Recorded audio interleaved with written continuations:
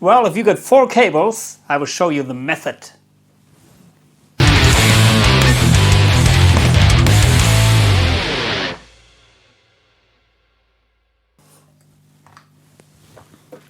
This is the Bugera G5 infinium 5-watt tube amplifier, and maybe many of you know this head.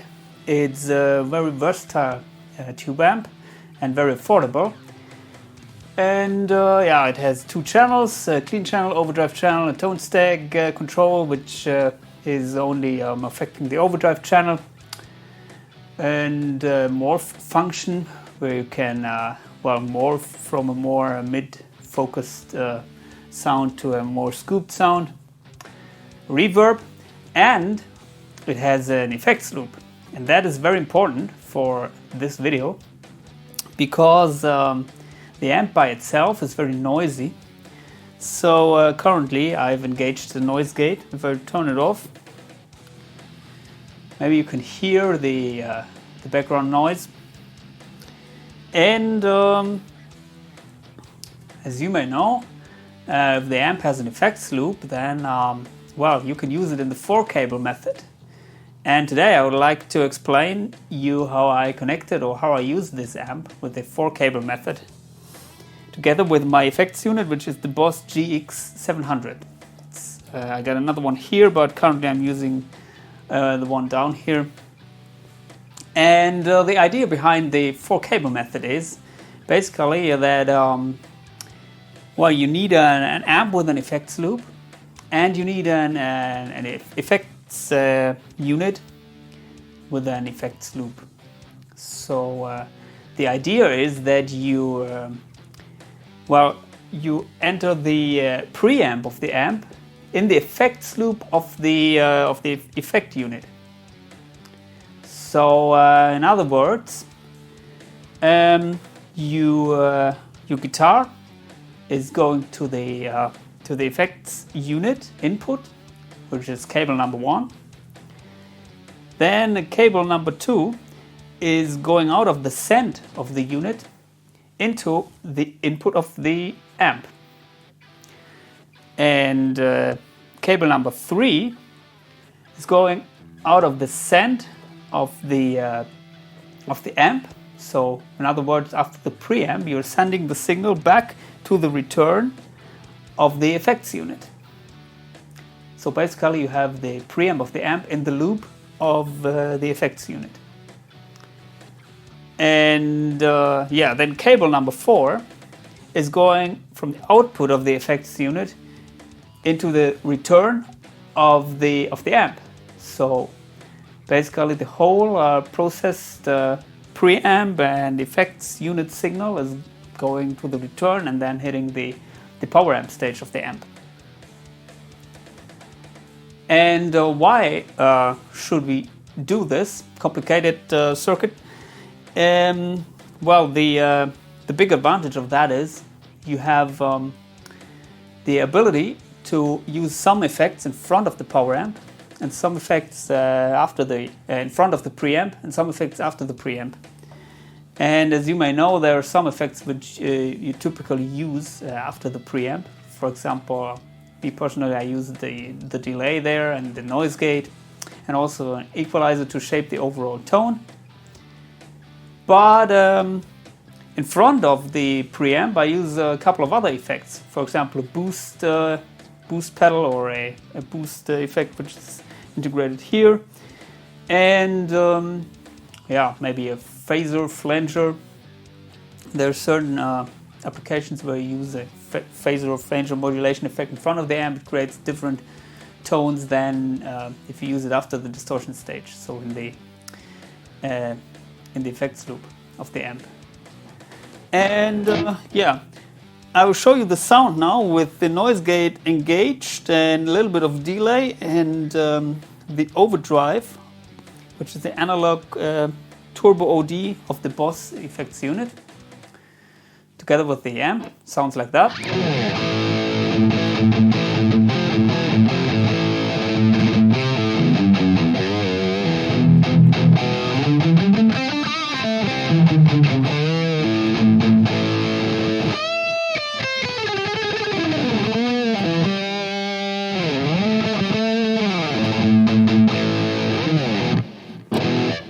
By the way, I'm playing my Harley Benton Fusion guitar, HSH configuration, everything stock, through my Marshall vintage cabinet, 1960 vintage, mic with an SM57. And currently I'm using a little bit of equalization here. So I will turn off the EQ and the overdrive just to show you how the amp sounds by itself with the noise gate.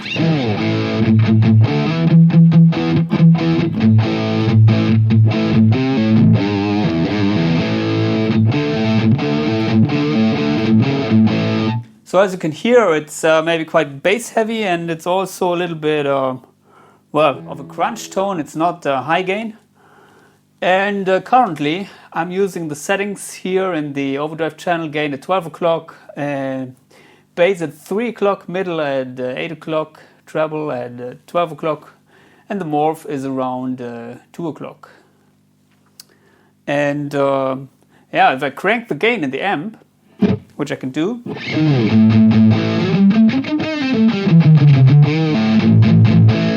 I don't know if you can hear it, but it creates some clipping artifacts.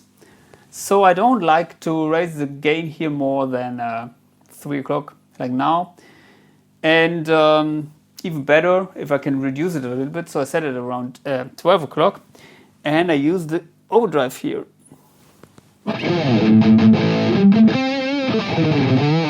to get more saturation out of the amp. And with these tone stack controls, I couldn't get a sound which I liked, so I used the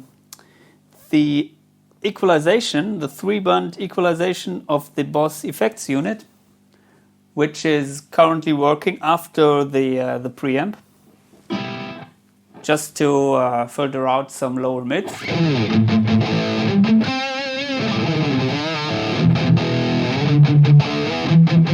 So we get this sound. As a comparison, I will disengage the equalizer.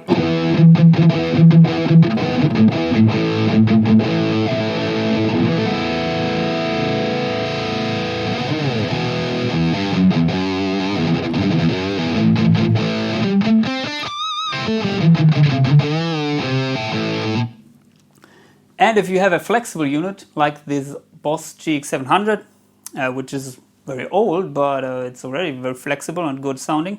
Of course, with the newer units, it's much easier to change the order of the effects. So you could choose which effects are placed in front of the preamp and which are placed after the preamp. For example, now I've switched on the delay. And I will turn on now a phaser, which I currently placed in front of the preamp.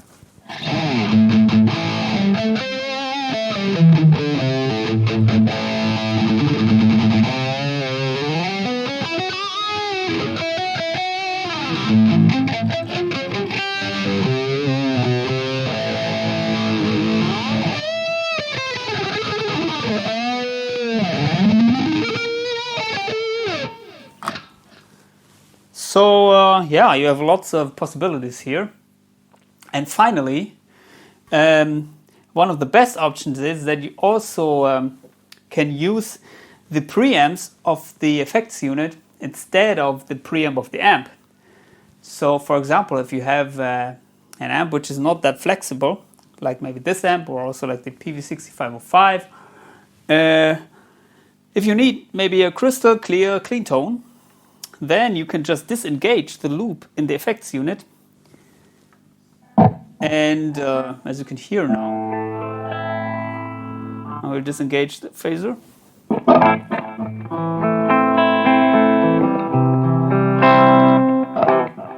Well, basically you don't have a preamp. And yeah, of course the signal is clean then. But also, this Boss effects unit has some built-in preamps, which I can use now. So let's choose maybe one clean preamp, like the JC120. Let's disengage the overdrive.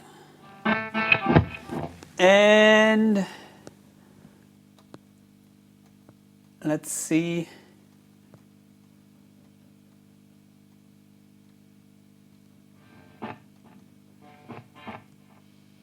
Bright switch. Well, you have, of course, you have to adjust the levels here, and it has some gain settings too. The JC120.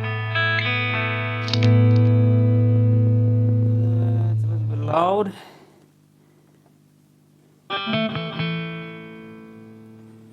Well, we can add some chorus.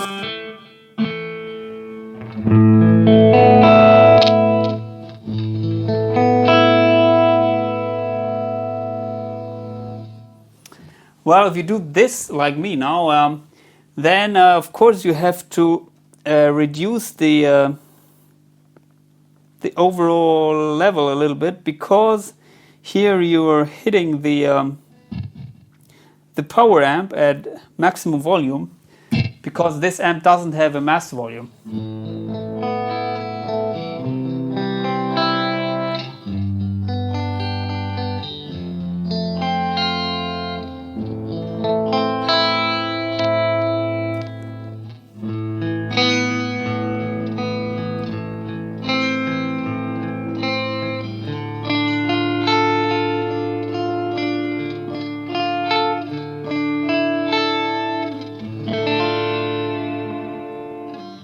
Beautiful. So this is very flexible, and keep in mind, if you have a MIDI controllable effects unit like I do have, then yeah, you can just store in the preset if the preamp here is used or another preamp of the unit. And yeah, the last thing I would like to mention is that it's very important, if you use the 4-cable method, that you keep an eye on the on the volume of the signal, because as you may expect, you have 4 cables, and through each cable you're sending the signal from one thing to another. For example, from the output of the send of the effects unit to the input of the amp, and then from the send of the amp to the return of the effects unit, and so on. And yeah, you have to make sure that each signal is still not clipping. So of course, the preamp of the amp can produce, depending on the amp, very high signals, and that can be a problem if you hit the return of the effects unit with a very high output signal. Then maybe it will start to clip. Usually with the digital effects unit, you don't want to have digital clipping artifacts.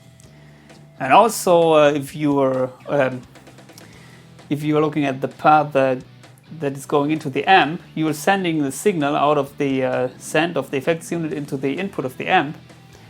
And of course, you're using maybe the overdrive, like I do now in the effects unit. But you have to make sure that the signal which is going out of the effects unit is not pushing the amp input too hard, so that it will run into clipping issues. So that can be a problem, and especially with these old units, yeah, you have to find out sometimes where clipping is happening. The newer units, usually you may have some kind of display where you can see if one signal is going into red, and that means it's too high. Yeah, but that is one thing you have to keep an eye on if you're running it in the 4-cable method. Other than that, I found out using this amp with the 4-cable method, it's a great benefit, especially because of you don't have a boost function here, you don't have a presence resonance function here, and you don't have a master volume. So that all is something which and can get back a little bit if you are using it in the 4-cable method. I hope this helps you to understand the 4-cable method. Please post your questions or comments below and subscribe to my channel. See you soon. Bye.